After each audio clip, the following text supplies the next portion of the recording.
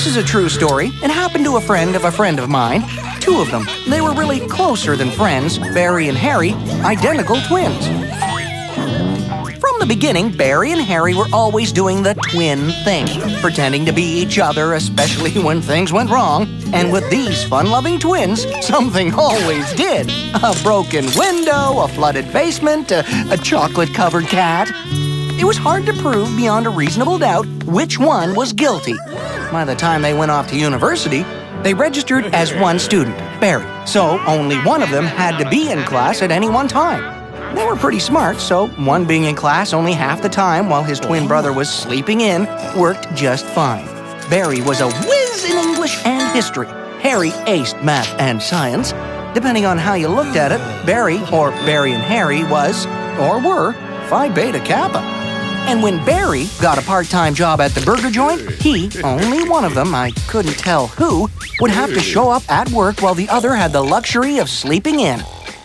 It was in their senior year that Barry, the actual real Barry, fell in love with Carrie, the loveliest, brightest, wittiest girl he ever met. And the loveliest, brightest, wittiest girl Harry ever met. Oh yeah, the twins did their thing with Carrie too. You see, Carrie had what they like to call eclectic taste. You know, she liked all sorts of very different kinds of things. Carrie loved the ballet. Barry hated the ballet. Fortunately, Harry enjoyed it.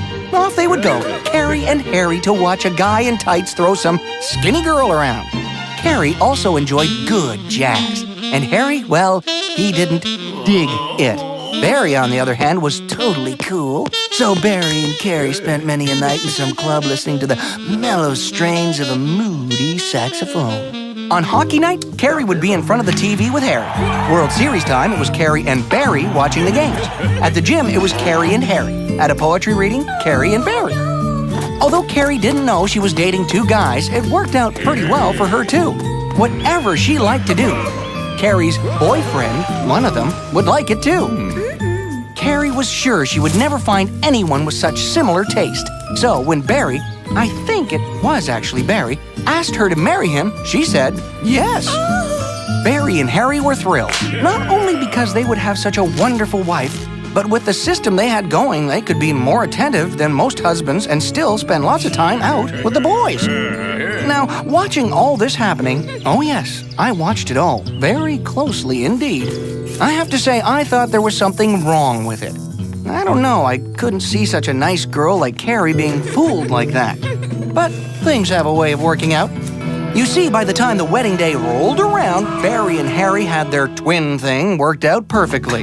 So perfectly, they, one of them, could get through a day of quality time together with Carrie at the gym, a picnic, a foreign film, and a midnight snack, while spending the same day alone at the racetrack, a football game, and a wrestling match. Barry and Harry got so good at it, they could handle their schedules without even thinking. Everything became instinctive. But sometimes when you stop thinking, your instinct can get you in trouble.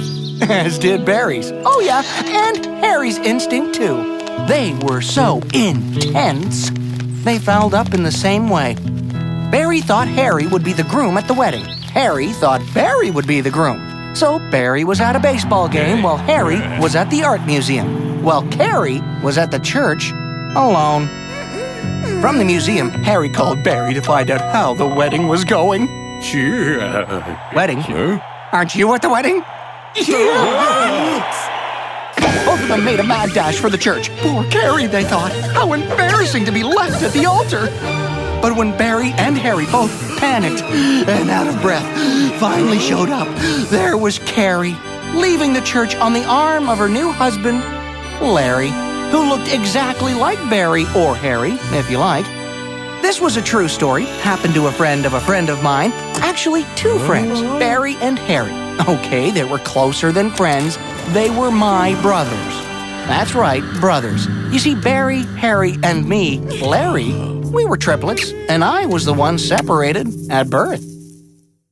Are you still there?